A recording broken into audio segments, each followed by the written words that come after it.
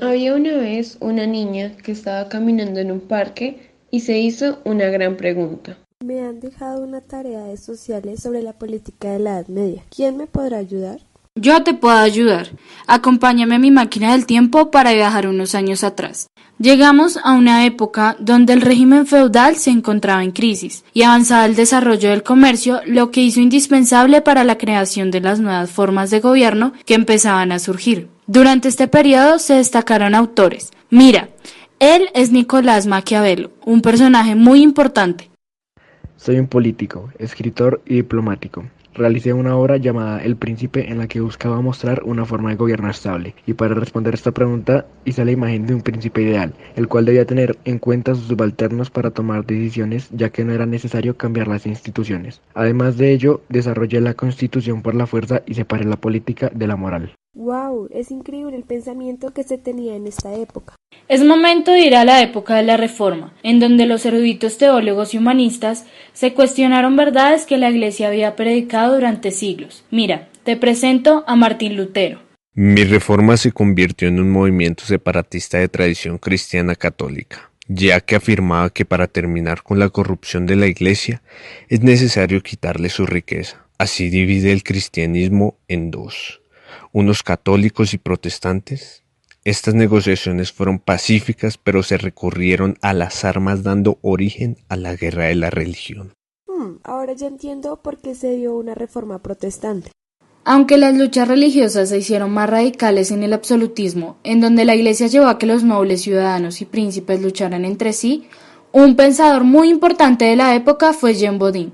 Él hace referencia a la supervivencia del Estado, proponiendo una forma de gobierno donde los súbditos obedecían al monarca y a las leyes.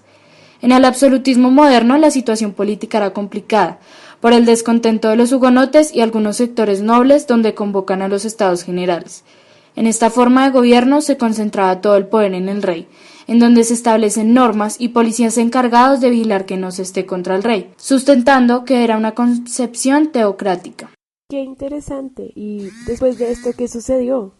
Llegó el liberalismo temprano y sus ideologías en Inglaterra y Holanda desarrollaron una monarquía parlamentaria de carácter liberal, lo que permitió que se consolidara la burguesía, la cual fue liderada por Oliverio Cromwell y Carlos II, quien en ese momento estableció la Declaración de los Derechos.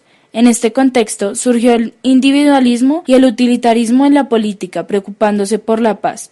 De sus mayores exponentes es el escritor Thomas Hobbes y John Locke.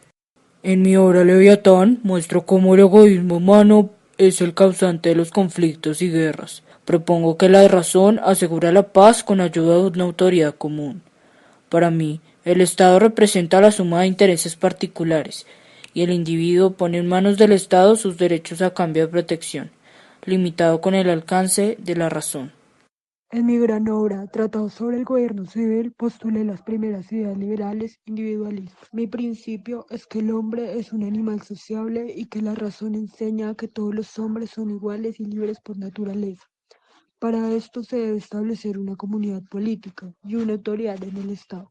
Propuse el establecimiento de dos poderes en el Estado, legislativo y ejecutivo, donde se participa de manera libre e igual.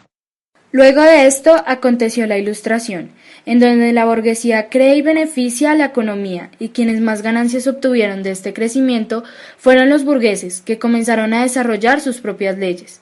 En esta época, el objetivo era la ciencia y filosofía, en donde sus leyes buscan la libertad, la educación y el surgimiento de sistemas políticos contrarios al absolutismo de la época.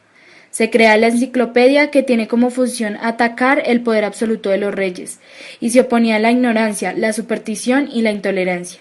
Entre los monarcas, estas ideas inspiraron reformas sociales y económicas, pero no aceptaron la participación del pueblo en el gobierno, ya que si aceptaban la libertad política podían perder su poder absolutista.